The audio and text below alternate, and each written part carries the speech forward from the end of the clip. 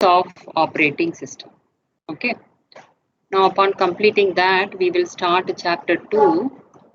The outline of this chapter is process, threads, process scheduling, and what is race condition and what is process synchronization. Okay. We are going to study about all this. What is process? What are threads? What are the different types of process scheduling algorithms are there? And then what is race condition and what is process synchronization? Okay. First, you have to know what is pseudo parallelism. Pseudo parallelism. All the modern computers do many things at the same time. This is what, starting from the first itself, we are saying multi-programming. Okay. So all the modern computers, at a time you can open more applications and you can work on more applications simultaneously. Okay. But if you take a uniprocessor system, at any instant of time, CPU is running only one process. So in a uniprocessor system, if you look at the CPU at any point of time, only one process will be currently executed. There is no parallel execution. There is no multi-processing. Okay, where in uniprocessor system. But in a multi-programming system, that means in modern computers, in a multi-programming system, CPU, what here there are in some systems there are multiple CPUs. Okay, we are not taking that into picture. We are comparing in both the cases, in pseudo parallelism and multi-programming. In pseudo parallelism and multi-programming, that means in uniprocessor system and multi-processor system, dono mein we will consider, here we consider there is only one processor. Okay, but in uniprocessor, what will happen? One process will be executed. After completing that process only, the next process will be allowed for execution. And then the next process will completely complete its task. That means it will use IO devices, memory whenever it wants, and everything completed, then only the next process will come. So sequential execution of process will be there in a uniprocessor system. So there in any point of time, in the CPU cycle, there will be only one process. In a CPU cycle, we studied fetch, decode, execute. In that entire cycle, at a time any one process will be there. It is not like fetch me one instruction, execute me another instruction. So it is not like that. That is called a uniprocessor system.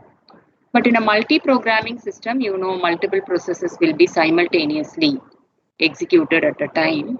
Okay, here also there is a single CPU. Okay, CPU, but how the multi-programming will be done?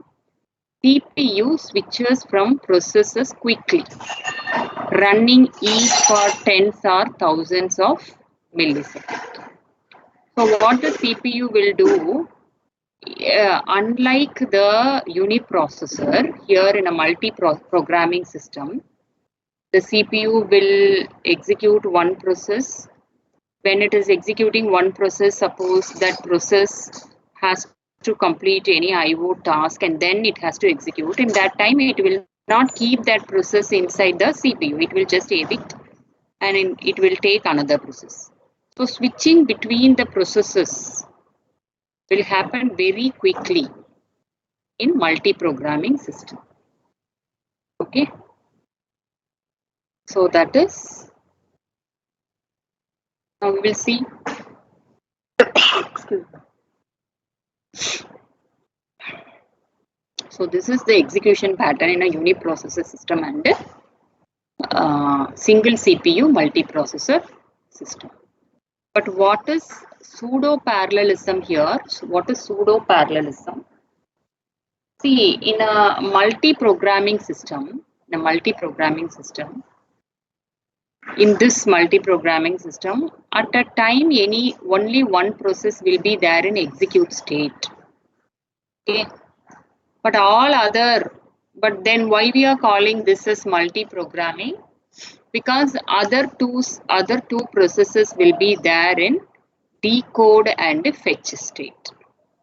Okay, it is not like one process will be complete its fetch, decode and execute, and then only the second process will be allowed. No, then we can't say that is a multi-programming system. Okay, single CPU, but at a time, for example, 3 processes. Okay, at a time 3 processes are there. No, that's why it is called multi-programming. Okay, one process will fetch the instruction, another process will decode the another instruction, the another process will be in execution. Okay, so this is not actually parallel execution. This is called pseudo parallelism. Okay. Now we will discuss how the process will be created. How the process will be created. You may think that the process will be created only when you intentionally start any application or you start any software. When the user starts any application, that time only the process will be created is a wrong thought. Okay. In many a situation, the process will be created. Okay. One is system initialization. System initialization only I said, when you start your computer, when you turn on your computer, there are many processes which are default. By default, it will be started automatically in background. Okay, automatically started in background.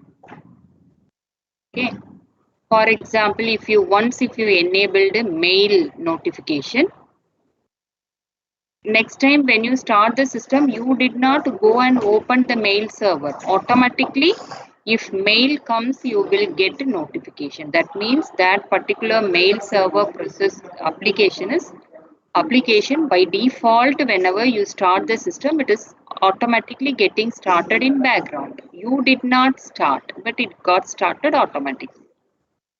Okay. Not only this process, there are many other processes.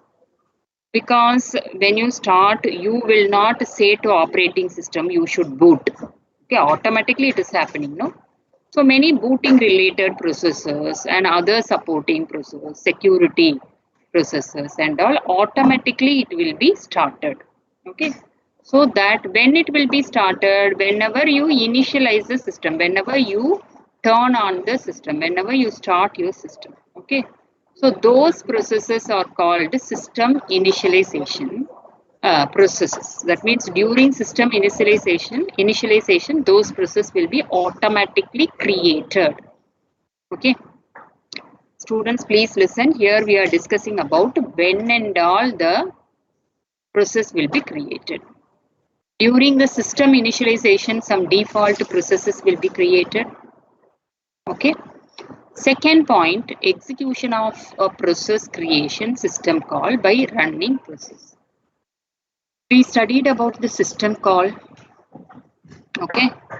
Before every sensitive task, the system call will be enabled by the program. Okay. Suppose assume that you have created a parent process. Okay, that parent process is a user request. See the third category, a user request to create a new process. This is very normal one. You started your computer and you are clicking word application. You are clicking the word application. You are creating a process. Okay. So user request to create a new process. This is very normal scenario. Okay. Usually maximum of the processes will be created by this way. Okay. By the user. User will click or he will type or he will press something. Okay, through some action of them, he will enable the, he will start, we should not say enable, he will start the process. Okay, students, are you all hearing? Yes, I, ma'am. I hope.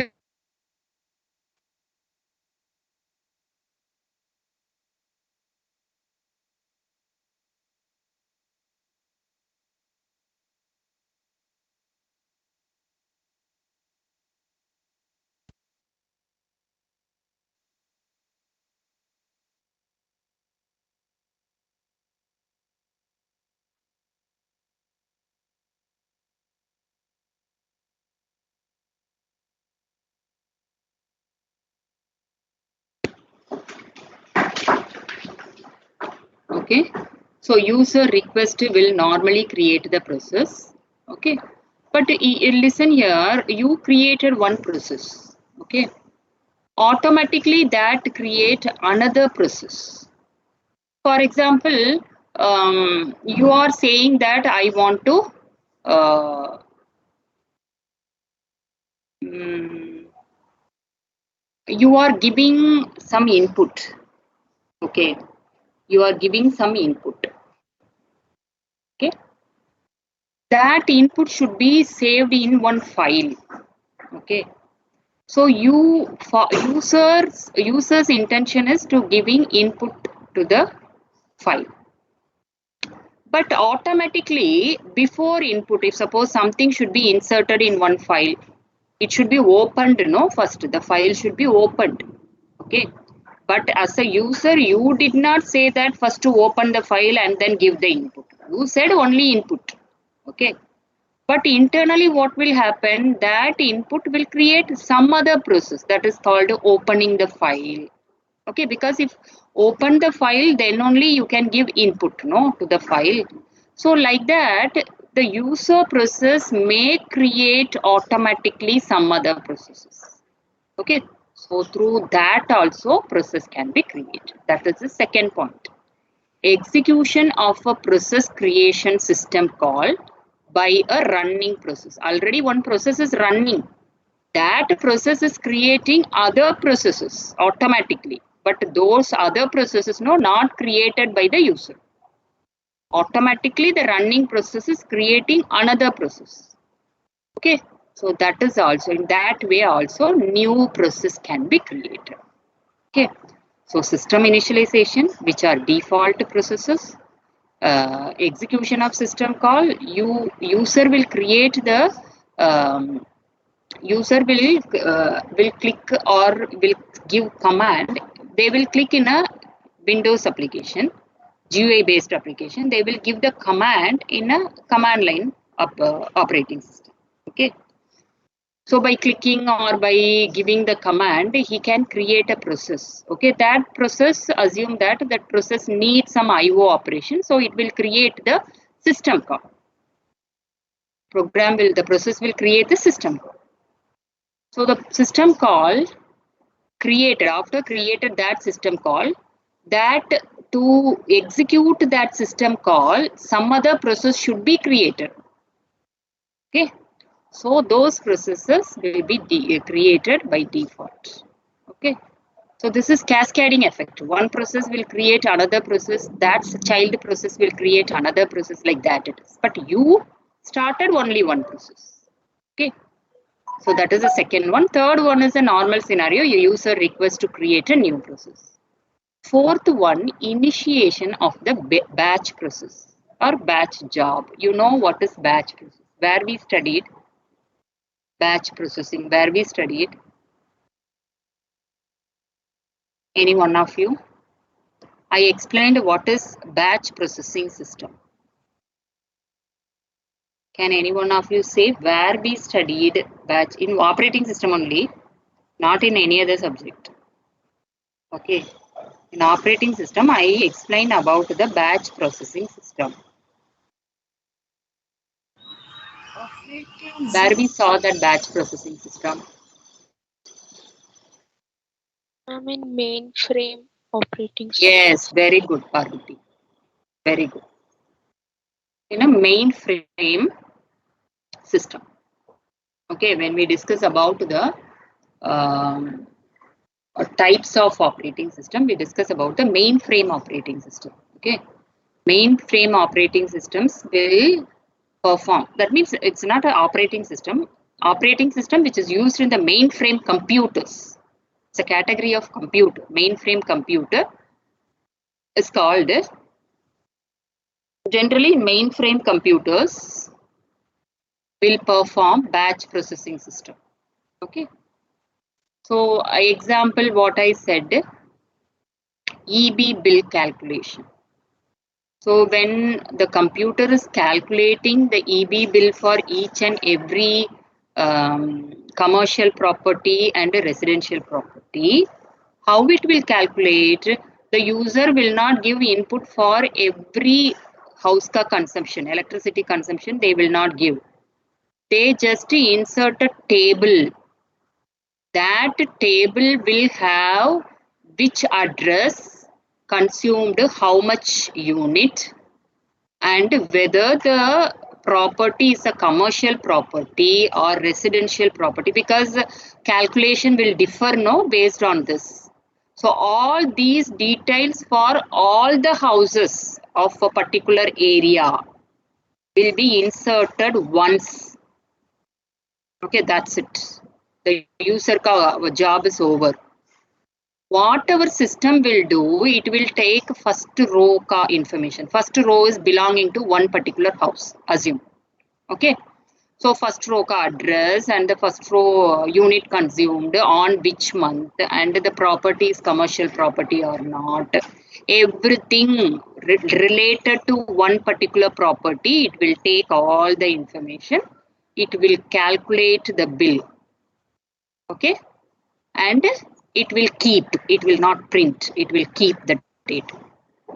And then second house ka data, automatically the system will fetch from the table. The second row is related to second property. So all the data it will take and it will calculate the electricity bill for that particular month of that particular property. And then from the third table, it will take the data like this.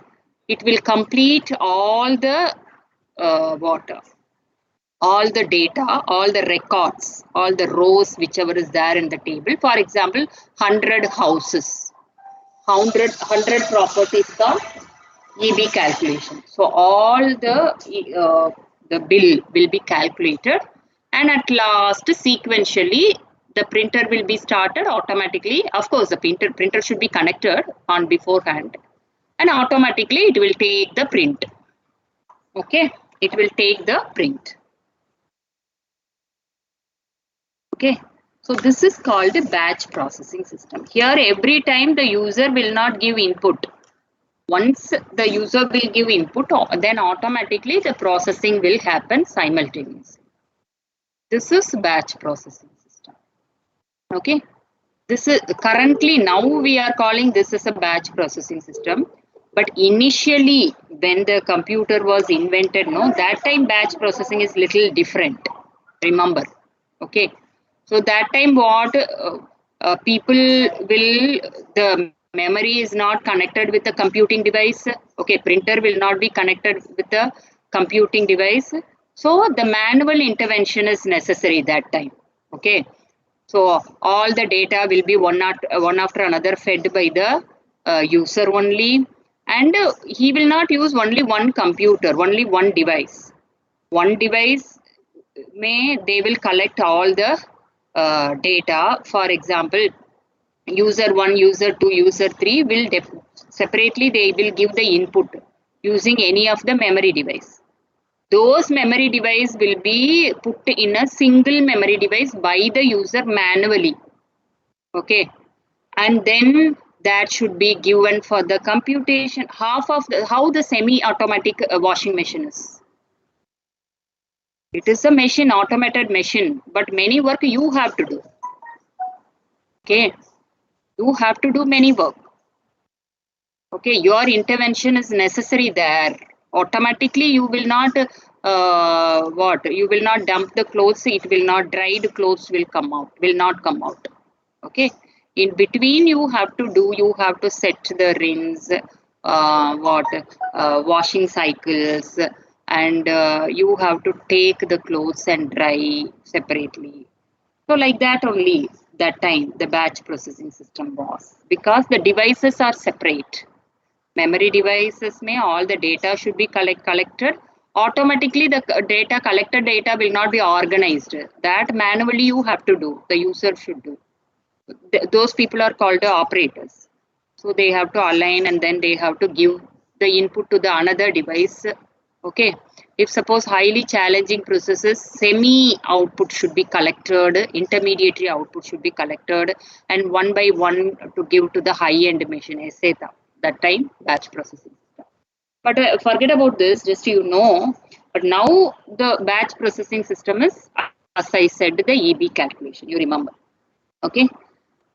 Okay. So that is batch processing system. So the last one is batch job. What will happen? You are giving a single input, that is a process. Okay. It is creating multiple processes, taking the first record and printing it, and then second record when it is fetching, another process will be started. Third house car record, when it is fetching, the another process will be started. So initiation of the batch job, you just initiate the batch job, it will automatically create the other jobs. So like that also new process will be created. Okay. So these are the 4 ways generally in your computer new process will be created. None other ways. Okay. System initiation, and during the system call the other process can be created. User request may create the new process, and the initiation of the batch process can create a new process. Okay. Now how and all the process will be deleted, how the process will be terminated. Again there are 4 ways process can be terminated. One is normal exist, second error exist, third one fatal error, fourth one killed by another process. In this, normal exit and error exit are voluntary termination of the process. Okay. Normal exit is what? One process is completed. What task you have given, it is completed. Word may you are completing a task. Okay. And automatically it will be closed. For example, C program to execute, you are typing the program and you are compiling it, you are running it. Okay. When you run, automatically the previous screen will be closed. No. If any error comes, automatically the error screen will be opened, right? So this kind of termination is called a normal exit. That means it completed its task successfully, then there is no need, so it is exiting itself. Okay. So this is very normal scenario of process termination. Okay. And what is error exit? Error exit. For example, you are executing the program. There is a error. It is showing the error. Okay. When it is showing the error, the execution of your program will be terminated. Execution of the program will be terminated. Why the program terminated without completing? Because there is a error. Okay. So that is error exit. Okay. Now this error exit, no, this you handled, either you handled as a programmer, you handled, or otherwise the system itself handled. Please, here you have to understand 2 things. There are some programming languages. Some errors are a programming language, that means your system itself will handle. Okay, that is called, it will have its own error code for each and every error. Okay, some of the errors or some of the language will not handle the error until Otherwise, the user, the programmer is not handled the error using his exception. See, very simple. You are using if loop. Okay. If may you are checking a value of some variable, for example, a. Okay. A ka value is greater than 10. It has to do something. Okay. That is only you said in a program. Okay. What about for other values? What about for other values? If it is not greater than 10, what? That the programmer said that, okay, if it is not or else, this should be executed. Okay. Now here the programmer, he handled both the way. Matlab, if this condition satisfied, what should be done further? If the condition is not satisfied, what should be done further? Both handled by the programmer in the program itself very well. Okay. In some cases, the programmer will not handle this. He would have not thought of this. For example, there is a program. Okay. In that program, as a part, the division operation should be performed. Okay. Dividend divisor both should be inputted by the user. Dividend and divisor both should be given as a input by the user. Okay. So, for example, A is divider and B is divisor. Both, what A you are giving, that will ask you. You will input, user will input A, what is the value, 10 or something. B, what you want to give. That means what is the value of the divisor, what is the value of the dividend, it will ask. Okay. This is a very simple program which will perform division operation. Okay. But assume that one user is giving divisor as 0. What will happen? 10 divided by 0. What will happen? Divided by 0 error. Divided by 0 matlab what? It is infinity. Okay. Now what will happen here? The programmer did not think that, okay, some people can give the 0 also. So if divisor is 0, then exit. Something he must have handled in his program. He did not handle. He did not think only the user will give divisor as 0. What will happen? Your system will hang. That leads to fatal error. Fatal error matlab something is keep on calculating infinity number of time where it has to end, that you did not say it in your program. So now what will happen internally? This will leak the memory. Memory leakage will happen. There is no space if it continues. If you shut down immediately, no, everything will over. That's it. Problem solved.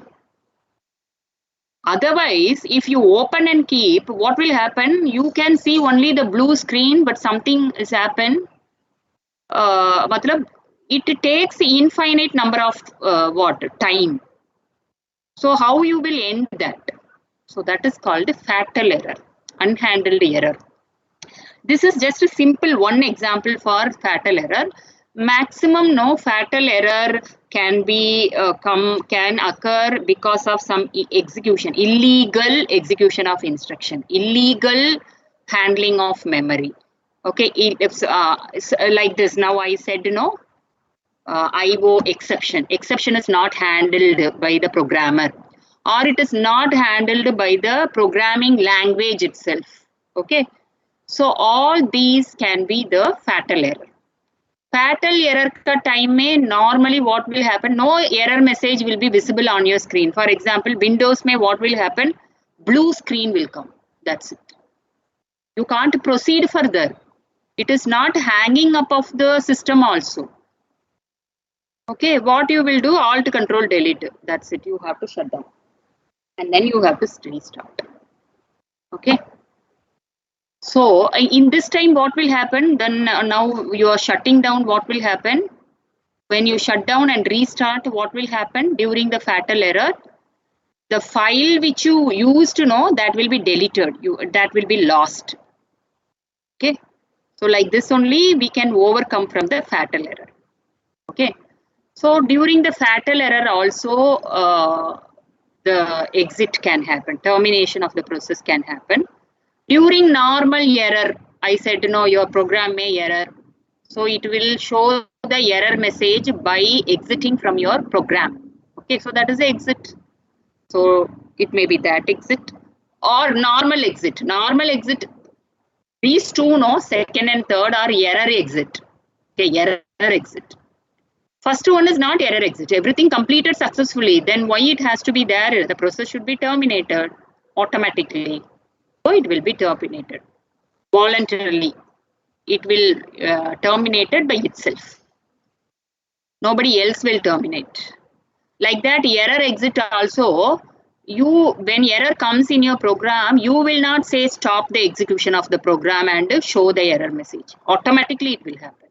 So that is also voluntary. But for fatal error, what it is, you have to do something. You have to close it. Okay. Killed by another process. This what will happen. This you will do. Suppose you are deleting a folder. Okay. So automatically there are some inner content that will be deleted. Okay. So that is killed. You are deleting the parent process. Automatically it is deleting the inner process, but it is initiated by you only. It is initiated by you. So it is involuntary, killed by another process. So this can be another method. The process can be terminated. Okay. These are 4 ways a process can be terminated. Students, are you all listening? Yes, ma'am. Okay. Now, process. What are the states the process will go through? What are the states the process will go through? Okay. What state we as a human being will go through? We will be in childhood state, and then adult state. Okay. And then teenage, and then adult, and then senior. So these are different. So any person in the world, by seeing or by asking the age, you can find out he is in which stage now. Okay. Whether childhood or teenager or now he or she is adult, you can easily find. But you will be definitely in any one of this, no, not apart anything other than this, isn't it? Like this only, our process, no, any process. The process can be created by any way. Automatically it will be created, or by you it will be created. It will be created by any way. But any point of time, any instance of time, if you look at any process, that will be there in any one of these 3 states. Better than this, we will see another diagram. This will be clear.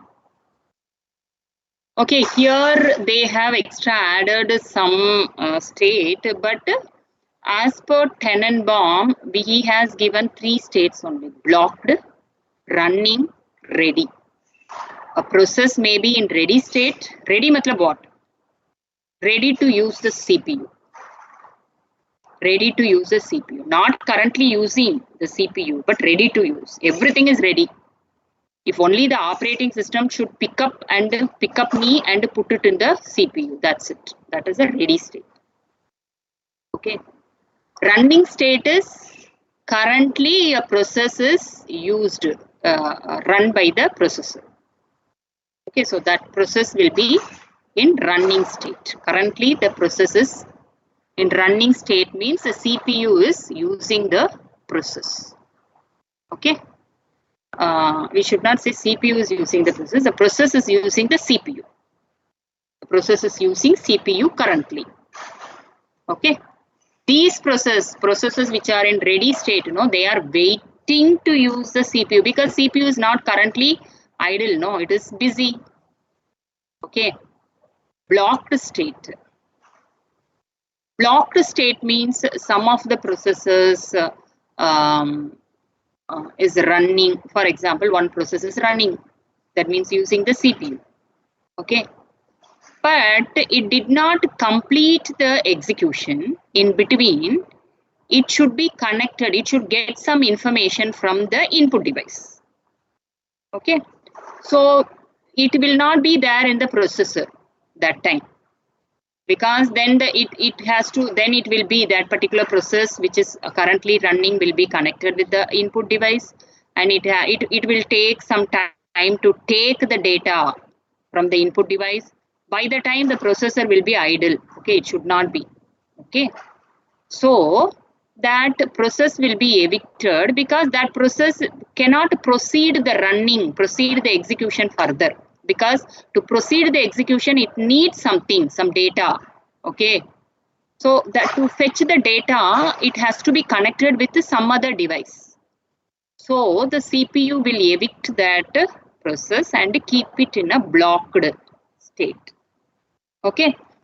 Being in blocked state, what the process will do? The process will be connected. Why it came to blocked state? Some task it has to complete, that task it will complete. After completing, it cannot directly go to running state. Okay, that is not allowed. From the blocked state, it cannot go to running state. It has to go to ready state because there are other processes before it. They are waiting to use the CPU. So it has to come to ready state. When turn comes, it will go to CPU again. Okay. So this is actually 3 states.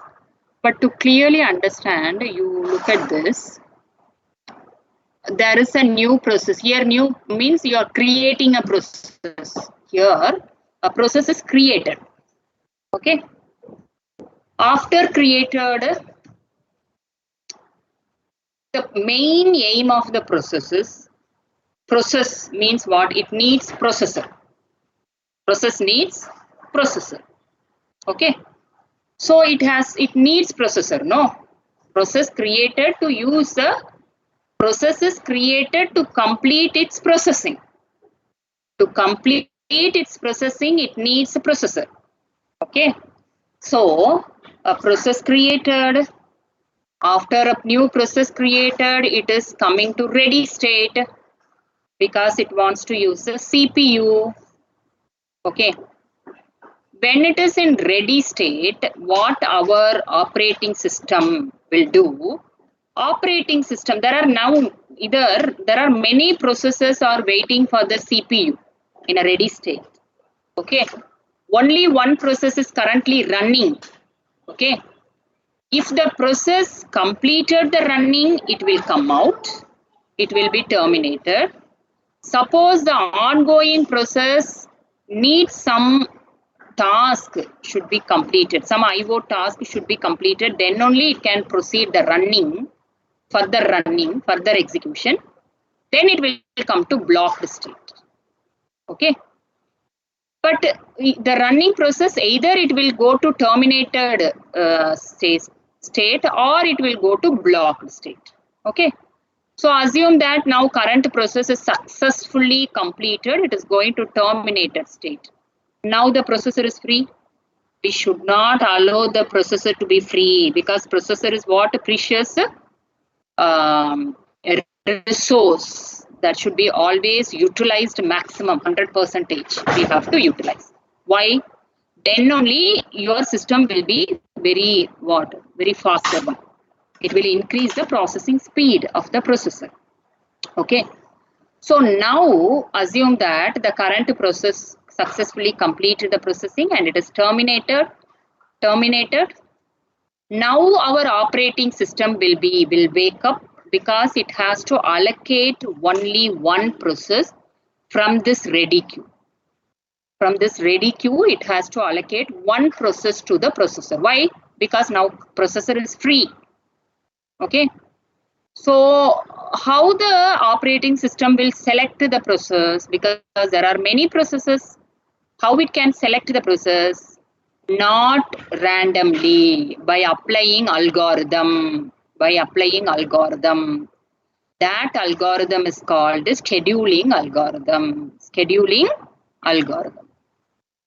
So the scheduling algorithm will be applied by the operating system, which means operating system itself having the section of code which is called scheduler. Okay. In the scheduler mein whatever algorithm ka code is there, as per that algorithm, the process will be selected by the operating system. Okay. I already many times I said algorithm could be first come, first served. For example, one process. There are 5 processes. In that one process entered the ready state at first.